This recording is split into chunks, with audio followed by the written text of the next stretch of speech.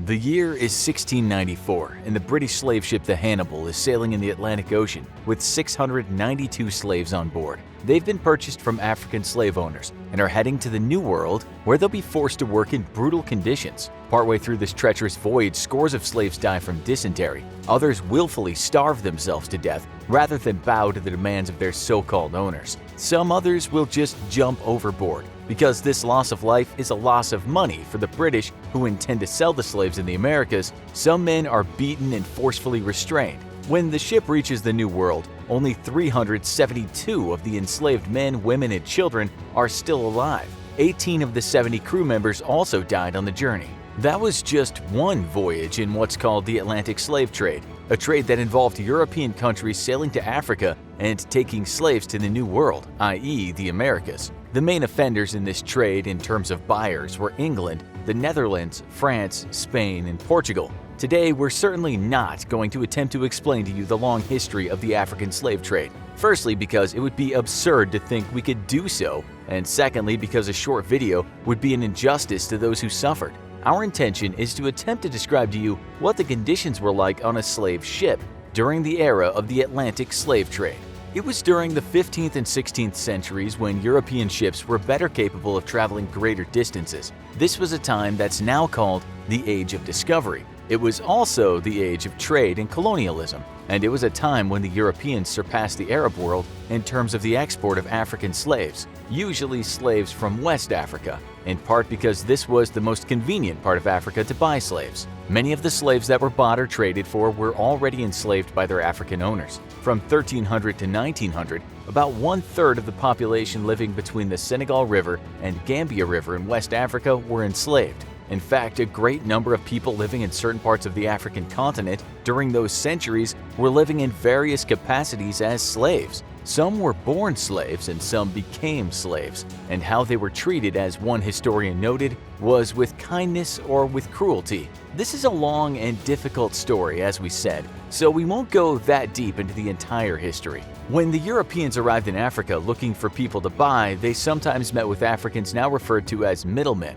Sometimes those middlemen would conduct raids on certain African settlements, often ethnic minorities, and enslave the people they captured. Buildings called slave castles were actually built on the coast by the European traders with the purpose to hold captured slaves for when they arrived in Africa. The Europeans in the early days of sailing to Africa didn't explore much of the interior. They were literally afraid to do so, but mostly because of diseases. Those explorations came much later with the likes of two British men named Henry Morton Stanley and Dr. David Livingstone, intrepid explorers who became household names for their journeys through the heart of the relatively unknown continent. This was after the British abolished slavery with the Slavery Abolition Act of 1833.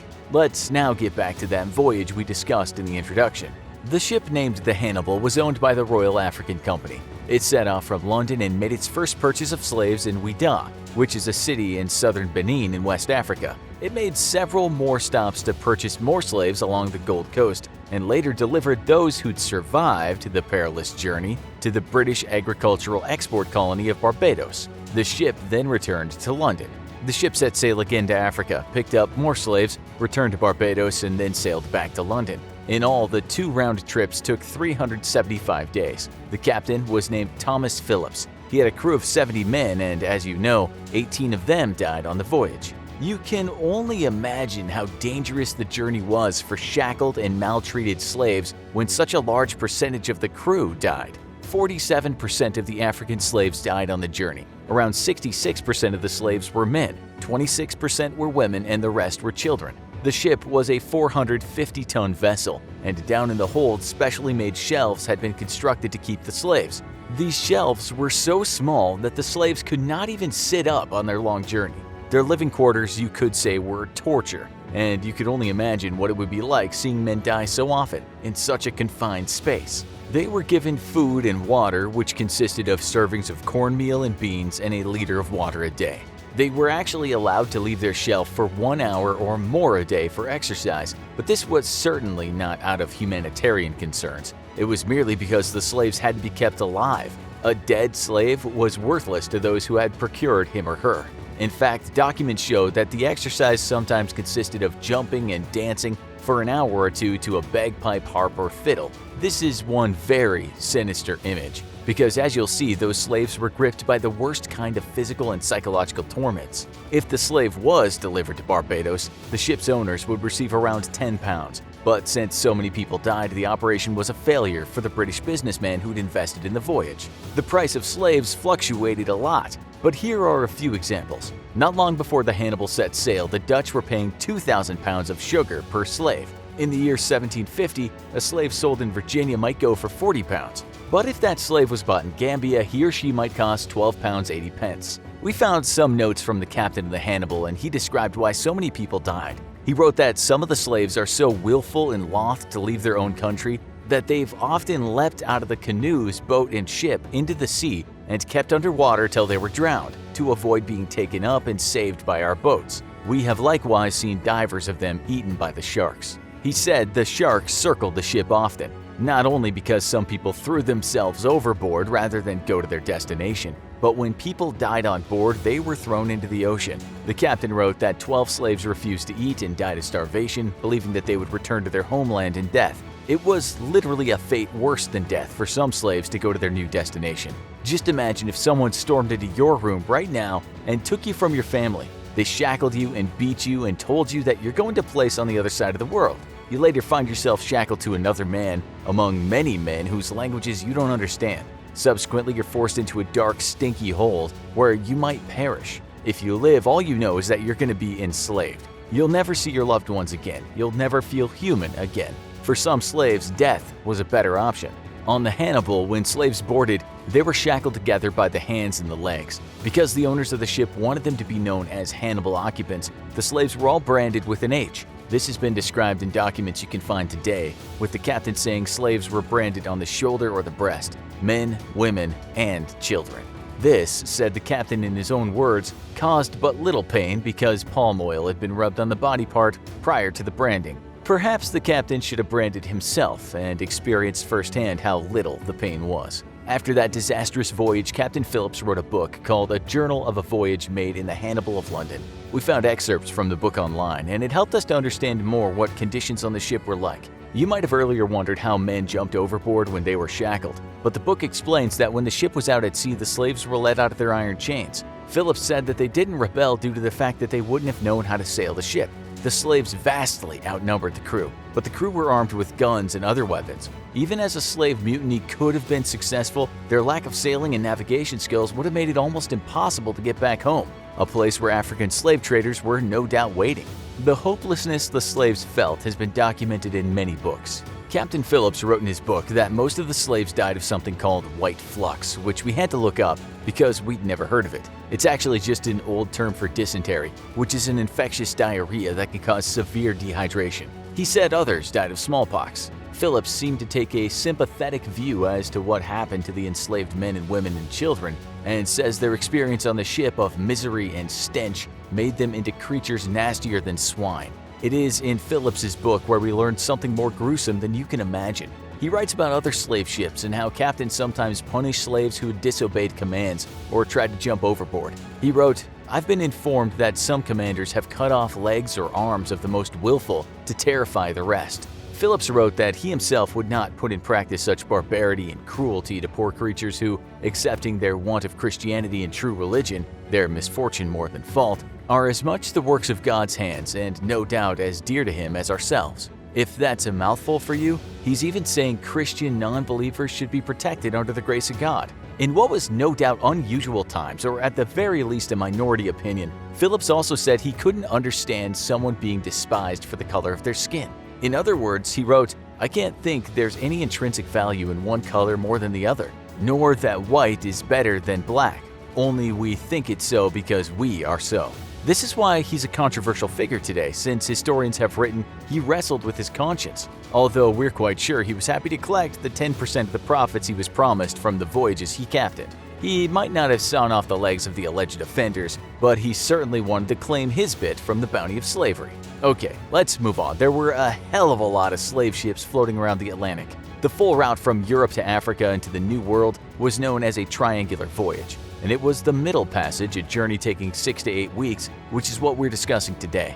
That's the journey from Africa to the Americas. We have few first-hand accounts of the voyages from actual slaves, since most of them couldn't read or write. But one great man named Olada Equiano wrote down his experiences. He was kidnapped along with his sister when he was just 11. They were taken by raiders from a village in what's present-day Nigeria and then sold into slavery. This is how he described the scene when he first boarded his slave ship. "When I looked around the ship too and saw a large furnace of copper boiling, and a multitude of black people of every description chained together, every one of their countenances expressing dejection and sorrow." He said the stench where the men were chained in the hold was unbearable, and soon he could not eat. Like the other men and women we've mentioned, his only desire was to die, but the crew would not allow him to starve himself. After refusing food, he was tied up and flogged mercilessly. If you don't watch our punishment shows, that means being tied up and hit across the back with a device that has a lot of separate tales. Equiano echoed some things we've already mentioned, such as men wanting to leap from the ship to their deaths. In other words, Equiano wrote, "Not being used to the water, I naturally feared that element the first time I saw it. Yet, nevertheless, could I have gotten over the nettings, I would have jumped over the side." He said the crew watched them all the time, making sure they couldn't jump. His words tell a story that described the very nadir of human depravity, how men profit from others' pain, how suicide prevention can ultimately become something incredibly selfish. He said those men who tried to jump and failed were cut deep with knives or whipped until their blood stained the wooden deck. Most slaves did not speak Equiano's language, but when he finally found someone who he could communicate with, his first question was, "Where are we going?" He was told he was going to the white man's country to work. Equiano later wrote that the white men looked so fierce and acted so savagely, he wondered if they might just work him to death or kill him. He didn't know it then, but that's what happened to a lot of slaves. In his own words, Equiano said, "I had never seen among any people such instances of brutal cruelty." He even described how officers would act savagely toward their own crew.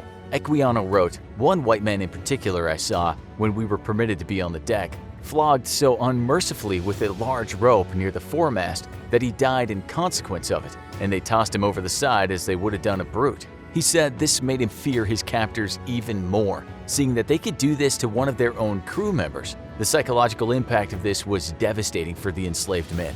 On one particular ship carrying 602 slaves, 155 or 25.7% of them died. A doctor who was aboard that ship said about 2/3 of those deaths were the result of melancholy. If there could possibly be anything positive to say now, it's that Equiano gained his freedom and became an outspoken abolitionist in London. Later in life, he spent much of his time helping former slaves in that city, people who'd been freed by the British during the American Revolution. Not all the men working on those ships were heartless savages. The trade itself was the devil, and the evil in the end was all down to business and power. Some people, albeit few at the time, detested the savagery of this business. At the age of 17, a young Englishman named Edward Rushton was sent to work on a slave ship, and what he saw disgusted him. The year was 1773. The depravity he witnessed appalled the young man, and he spent much of his time on the ship, sneaking down to the hold to give stolen food to the slaves. Many of those slaves on that particular ship were suffering from a serious eye condition called ophthalmia. This is a highly contagious disease. This fact would change Rushton's life because he would develop the disease and later become 90% blind. But before that happened, he was charged by the British with mutiny for helping the slaves. He spent much of his life as an abolitionist, speaking out about the horrors of the slave trade, and he also became a disability rights campaigner, something he knew a lot about since he was blind. Somewhere within that black heart of darkness of the slave trade, there were glimmers of light, and those people urged the madness to stop. It would take the rest of the world some time to catch up and realize what horrors so many African people had faced. The United States would experience a bloody civil war over slavery, and it wasn't until 1863 when the last U.S. state, that of West Virginia, abolished slavery. If you go to the Transatlantic Slave Trade Database, you'll discover that around 450,000 African American ancestors were sold as slaves in the United States. That same database tells us that 12.5 million people were shipped to various parts of the New World from 1514 to 1866. Of those who were sent as slaves to the New World, 1.2 to 2.4 million died during their transportation. Many more would die doing the work they were forced to do, and the barbarity they suffered at the hands of slave owners is a story for another day. Okay, so that was one very heavy video. So now we'd like to cheer you up with one or two of our comedy challenge shows. Sit back and have a laugh at one of these. No talking for 7 days challenge, or I did 30 push-ups for 30 days and this is what happened. Don't wait, Click one now.